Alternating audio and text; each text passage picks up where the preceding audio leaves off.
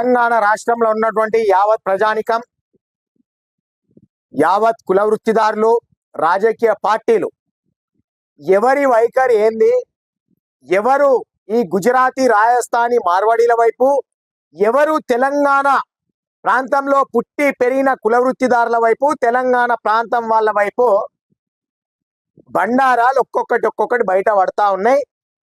తెలుసుకునే పని కూడా మనం చేయాలి, తెలుసుకునే బాధ్యత కూడా మనం తీసుకొని ప్రతి ఒక్కరికి తెలియజేయాలి.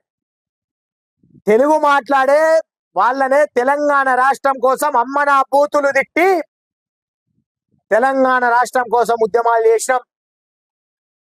తెలంగాణ రాష్ట్రంకి ఎవడన్నా వ్యతిరేకంగా మాట్లాడితే ఏం రా ఆందోళన కుట్టినవారా నువ్వు, తెలంగాణకు వ్యతిరేకంగా ఎందుకు మాట్లాడుతున్నావు అని అడిగినాం.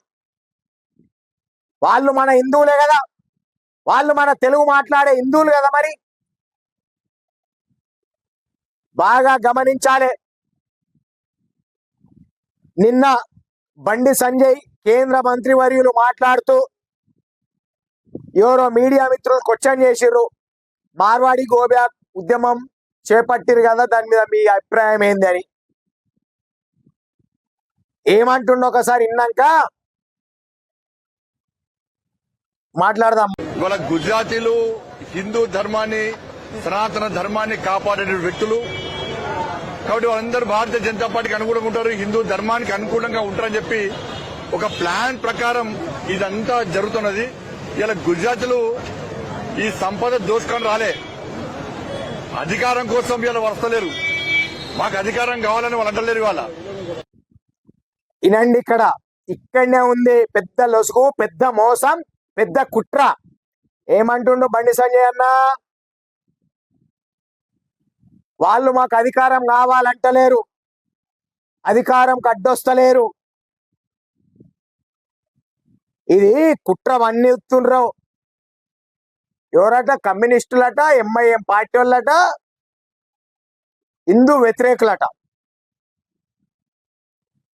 హిందూ వ్యతిరేకులు ఎవ్వరు లేడిడా, కరడు కట్టిన హిందువులం మేం. ఎవరో ఎంఐఎం పార్టీ వాళ్ళనో కమ్యూనిస్టు పార్టీ వాళ్ళు చెప్తే వినే స్థాయిలో ఎవ్వరు లేరిడా, అంబాడతలేరు. ఏమంటుండు? రాజకీయంగా అధికారం అడుగుతలేరు అంటే మీ రాజకీయ పార్టీలకు మీ పదవులకు అడ్డం వచ్చి పోటీ చేస్తే అప్పుడు స్పందిస్తారన్నట్టు మీరు. అప్పుడు హిందూ అయినా సరే ఎవడైనా సరే వానికి వ్యతిరేకంగా మాట్లాడతారు. అంటే రాజకీయంగా అడ్డు లేరు కాబట్టి కుల వృత్తిదారులకు, వ్యాపారస్తులకు ఎంత అడ్డైన ఉండొచ్చు, ఏమైనా చేయవచ్చు అనేది వీళ్ళ ఉద్దేశం. రాజకీయ పార్టీలకు అడ్డొస్తే అప్పుడు వీళ్ళకి ఎంపీలుగా, ఎమ్మెల్యేలుగా పోటీలు పడితే అప్పుడు అమ్మనా బూతులు తిడతారు అన్నట్టు వీళ్ళు. ఇక లెక్కలేదన్ని తిట్లుంటాయి. ఇక ఇప్పుడు హిందువు కనబడది. మరి నీకు పోటీ నిలబడ్డోడు హిందువే కదా, తిట్టొద్దు కదా. రెండు చేతులు దండం పెట్టి, అయ్యా నాకు ఎదురుగా నిలబడ్డాయి హిందువే, నేను హిందువునే, మీ దయ ఉంటే నాకు ఓట్లు వేయుర్రి, లేకపోతే నన్ను వదిలేయరు అనాలే. ఎందుకు టార్గెట్ చేసి తిడతారు? ఎందుకు ఇష్టం వచ్చినట్టు మాట్లాడతారు? అప్పుడు ఎందుకు ప్రాంతీయవాదం తీసుకొస్తారు? ఈ నియోజకవర్గ పోడు నీ నియోజకవర్గంలో చిల్లవాడితే ఆ అంగళ్ళమ్ముడు అని ఎద్దు ఈ అంగళ్ళకి వచ్చింది, ఆడ చెల్లని రూపాయి ఈడెట్లా వెళ్తుంది అని మాట్లాడతారు కదా మీరు. అప్పుడు హిందువులు కనబడరా? మరి హిందూ ముస్లింలకు గొడవలు పెట్టడానికి చూస్తుంది మీరు, హిందూ ముస్లిం పంచాలు పెట్టడానికి చూస్తుంది మీరు. మీ వైఖరి చెప్పుర్రి. మీరు పక్క రాజస్థాన్, గుజరాతీ, మార్వాడీల వైపు అంటే చెప్పండి, మా ఓట్లు అవసరం లేదని చెప్పండి. మీ ఓట్లు మాకు అవసరం లేదు, పక్క మాకు వాళ్ళ ఓట్లే కావాలి, మా బీజేపీకి వాళ్ళే అనుకూలంగా ఉంటారని చెప్పుర్రి. స్టేట్మెంట్ ఇయ్యి మీకు దమ్ముంటే ఇయ్యురి, వాళ్ళ ఓట్లతోనే గెలువురి, మా ఓట్లు అవసరం లేదని చెప్పుర్రి. ఇన్ని రోజులు మంచి అభిప్రాయం ఉండే బండి సంజయ్ మీద కానీ, బీజేపీ పార్టీ మీద కానీ. ఇది బీజేపీ పార్టీ వైఖరా లేదా నీ సొంత వైఖరా? చెప్పాల్సిన బాధ్యత నీ పైన ఉంది. ఈడ కులవృత్తులు నశించి వాళ్ళు నెంబర్ దందాలు చేసుకుంటా, నెంబర్ మాలు అమ్ముతా ఉంటే, కడుపు గాలి మేము ఒలురుతా ఉంటే, దీనికట ఎంఐఎం వాళ్ళట, కమ్యూనిస్టులట, ఆ వీళ్ళట కుట్రం అన్నట బీజేపీ పార్టీ మీద రెచ్చగొడుతురట. ఏమంటున్నావు? రోహింగ్యాలను ఎందుకున్నావు నువ్వు ఆ పదవిలో? నీకు చేత కాకపోతే రోహింగ్యాలను తరిమి కొట్టుడు.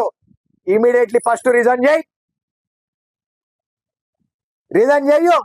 చేసి నీకు దమ్ముంటే మళ్ళీ నిలబడి అదే కరీంనగర్ లో నిలబడి నాకు ఈ రాజస్థాన్, గుజరాతీ, మార్వాడీలో ఓట్లే కావాలి, ఎవ్వరు కూడా తెలంగాణ బాధలు, తెలంగాణ కుల వృత్తిదారుల ఓట్లే వేయకండి అని చెప్పే పిలుపుని నోరు నీకే ఉందనుకుంటున్నావా? రోహింగ్యాలు బార్డర్ దాటి తెలంగాణ రాష్ట్రంలోకి ప్రవేశిస్తే, ఇండియాలోకి ప్రవేశిస్తే ఏం చేస్తా ఉన్నాయి నీ నిఘా వర్గాలు? ఏం చేస్తా ఉన్నావు నువ్వు? కేంద్ర హోం శాఖ సహాయ మంత్రి కదా, ఏం చేస్తా ఉన్నావు? అధికారంలోకి వస్తే రోహింగ్యాలను తరిమి కొడతామన్నావు కదా, ఏం చేస్తున్నావు తరిమి కొట్టకుండా? ఓట్ల రాజకీయం చేస్తుర్రా? హిందువులకు ముస్లింలకు కొట్లాటలు పెట్టాలని చూస్తుర్రా? హిందూ ముస్లిం బాయ్ బాయ్ కలిసే ఉంటాం.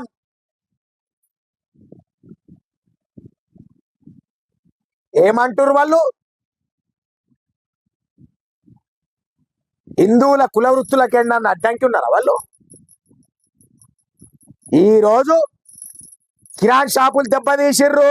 నీ గుజరాత్, రాజస్థాన్ వాళ్ళు వచ్చి 2 నెంబర్ మాల్ అమ్ముకుంటా చెప్పుల షాపుల వృత్తులను దెబ్బతీసిర్రు. చెప్పులు అమ్ముకునే వాళ్ళని, బ్యాంగి స్టోల్ రా వృత్తిని దెబ్బతీసిర్రు. గాజులు అమ్ముకునే మహిళల అంతో ఇంతో గాజులు అమ్ముకొని బతుండే. నా స్వర్ణకార కుల వృత్తిని దెబ్బతీసిర్రు. నా విశ్వకర్మ కుల వృత్తిని దెబ్బతీసిర్రు. కార్పెంటర్ వృత్తిని దెబ్బతీసిర్రు. స్టీల్ సామాన్ల షాపుల దుకాణాలు పెట్టి ఆ వృత్తిని దెబ్బతీసిర్రు. ఇత్తడి సామాన్ల దుకాణాలు పెట్టి ఈ వృత్తిని దెబ్బతీసిర్రు. మొబైల్ షాప్లో అమ్ముకొని బతుండే నిరుద్యోగులు. ఆ నిరుద్యోగులు బిజినెస్ చేసుకుంటా వాళ్ళ పొట్టగొట్టి 2 నెంబర్ మొబైల్ అమ్ముకుంటా వాళ్ళ వృత్తిని దెబ్బతీసిర్రు.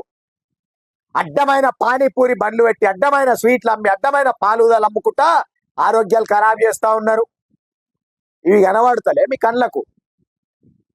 వాళ్ళ అధికారం అంటే అధికారం అడుగుతా స్పందిస్తారు అన్నట్టు మీరు. అధికారం అడిగితే అప్పుడు రాజస్థాన్ ఓడోడు గీడ నిలవడానికి అంటారు అన్నట్టు మీరు.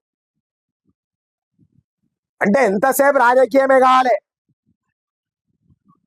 నిరుద్యోగులకు ఉపాధి చూపెట్టుర్రి. నిరుద్యోగులకు నీ కేంద్ర ప్రభుత్వం ద్వారా, బ్యాంకుల ద్వారా రుణాలు ఇప్పి, రాష్ట్ర ప్రభుత్వం నుంచి బ్యాంకుల ద్వారా రుణాలు ఇప్పిరి. ఉద్యోగ భద్రత కల్పిరి. రాజశేఖర్ రెడ్డి ఉన్నప్పుడు రాజు వశక్తి అని చెప్పేసి ఒక స్కీమ్ పెట్టిండు. ఆటోలు నడిపించుకునేటోళ్ళకి ఆటోలు, కిరాణ్ షాపులు పెట్టుకునే వాళ్ళకి కిరాణ్ షాపులు, టెంట్ హౌజులు పెట్టుకునే వాళ్ళకి టెంట్ హౌజులు, మెడికల్ షాపులు పెట్టుకునే వాళ్ళకి మెడికల్ షాపులు, గిఫ్ట్ ఆర్టికల్ షాపులు పెట్టుకునే వాళ్ళకి గిఫ్ట్ ఆర్టికల్ షాపులు. ఇట్లా రకరకాల బిజినెస్ చేసుకొని బతకండి అని చెప్పేది రాజు వశక్తి అని చెప్పి బ్యాంకుల ద్వారా రుణాలు ఇప్పించిండు. అట్లాంటి కార్యక్రమాలు చేయండి. ఎంతసేపు ముస్లింలను తిట్టాలి, హిందువులను రెచ్చగొట్టాలి, మీ లబ్ధి పొందాలి. ఇదే పని. ఓయో రూములు తెచ్చింది ఓడు యువతని ఎడగొట్టడానికి. నీ గుజరాత్, రాజస్థాన్ వాళ్ళు కదా. ఓయో రూమ్లు ఏం చెప్తుంది? ఓయో రూము నీ కల్చరు. నీ రాజస్థాన్, గుజరాత్ వాళ్ళు ఏం చెప్తుర్రు? ఓయో రూములు తీసుకొచ్చి హైదరాబాద్ కు. ఎవడు ఓయో రూమ్లకు ఓనరు? ఇది చెప్తుందా మన హిందూ ధర్మం? ఓయో రూములు పెట్టుర్రి అని చెప్తుందా? పిల్లలను ఎడగొట్టమని చెప్తుందా? ఇంకా కొంతమంది లవ్ జిహాద్ పేరు మీద వీళ్ళకి బుద్ధి ఉండాలి కదా. ఈ పిల్లలను అన్న తల్లిదండ్రులకు బుద్ధి ఉండాలి కదా.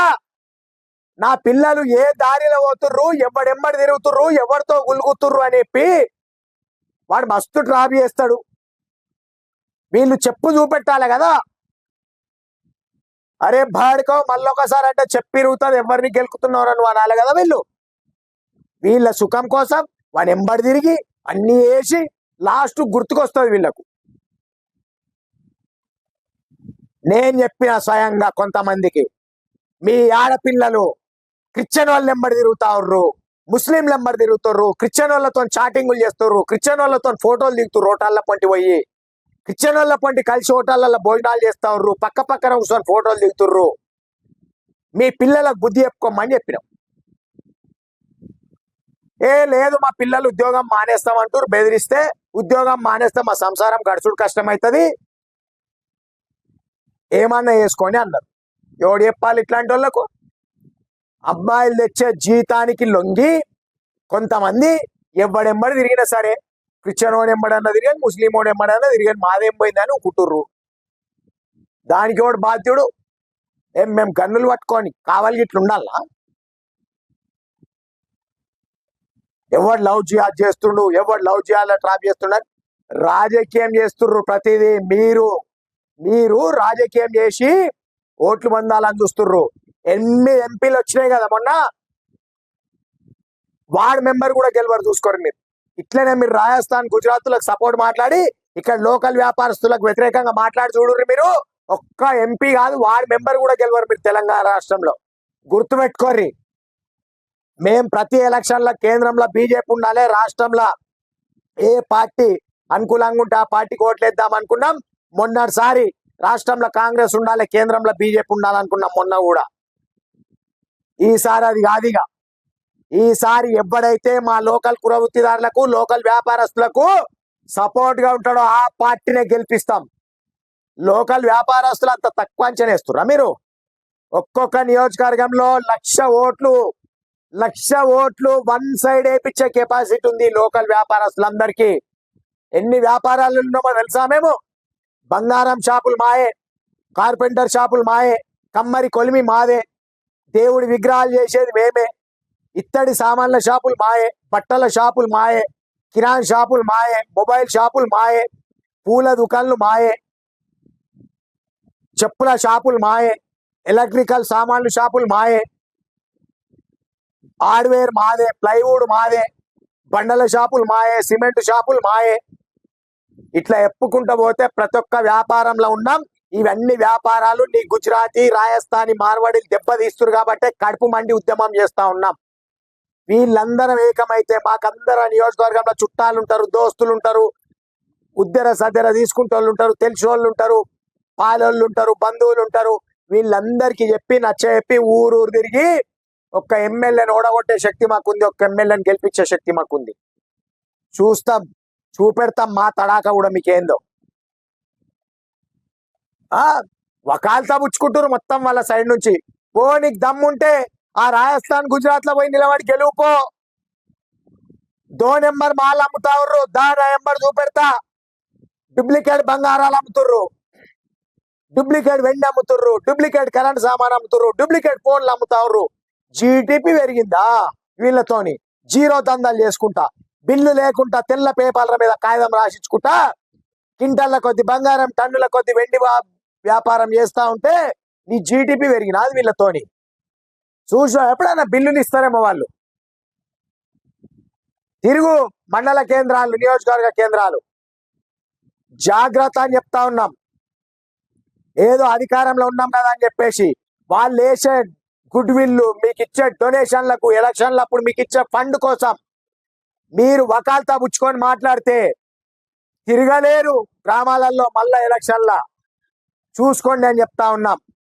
ఆత్మహత్యలు చేసుకుంటా ఉన్నారు ఇడా. నా కుల వృత్తిదారులు, సబ్బండ వర్గాలు కుల వృత్తులు నశించి ఈ గుజరాతీ, రాజస్థాన్, మార్వాడి దెబ్బకు ఆత్మహత్యలు చేసుకుంటా ఉన్నారు. కుటుంబాలు గడుస్తలేవు, ఇంటి కిరాయిలు కట్టే స్తోమత లేదు, ఇక్కడి వాళ్లకు షాప్ల కిరాయిలు కట్టే స్తోమత లేకుండా పోయింది, పిల్లల స్కూల్ ఫీజులు కట్టే స్తోమత లేకుండా పోయింది, ఇల్లు గడవడమే కష్టంగా ఉంది. జాగ్రత్త అంటా ఉన్నాం. నోరుంది కదా అని మా ఇష్టం వచ్చినట్టు మాట్లాడితే ఎవ్వరు కూడా ఊరుకుంటారు. తస్మాత్ జాగ్రత్త. బాజప్త చేస్తాం ఉద్యమం,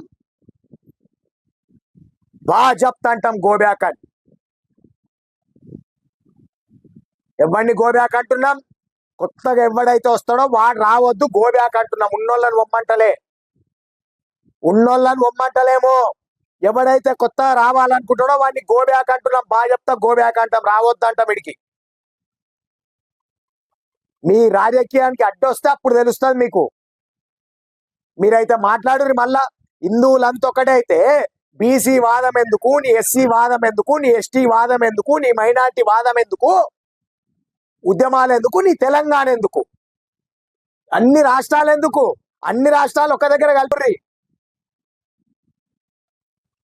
మొత్తం ఏ రాష్ట్రానికి ఏ ముఖ్యమంత్రి వద్దు, ఏ మంత్రులు వద్దు, ఏ ఎమ్మెల్యేలు వద్దు, చేసేయరి. హిందువుల రాజ్యం ఒకటి, ముస్లింల రాజ్యం ఒకటి, క్రిస్టియన్ రాజ్యం ఒకటి. చేయూరి మీకు దమ్ముంటే.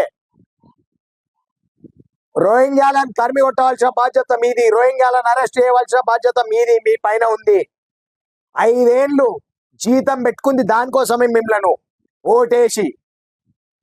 అది గుర్తుపెట్టుకొని మెదలాలి ప్రతి ఒక్కరికి కూడా. తెలంగాణ రాష్ట్రంలో ఉన్నటువంటి రాజకీయ పార్టీ నాయకులకి, ఎస్సీ ఎస్టీ బీసీ మైనార్టీ సంఘాల నాయకులకి, అన్ని రకాల వ్యాపారస్తులకి 2 చేతులు జోడించి నమస్కారం తెలియజేస్తూ వేడుకుంటున్నాం.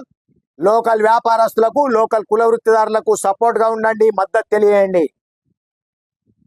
మేము మీకు మద్దతు ఉంటాం, మీరు మాకు మద్దతు ఉండండి. ఎవడైతే గుజరాతీ, రాజస్థాన్, మార్వాడీలకు మద్దతు ఉంటాడో వాళ్ళని రాబోయే ఎన్నికల్లో పొందబెడతామని చెప్తా ఉన్నాం. లోకల్ వ్యాపారస్తుల నాయకత్వం వర్ధిల్లాలి.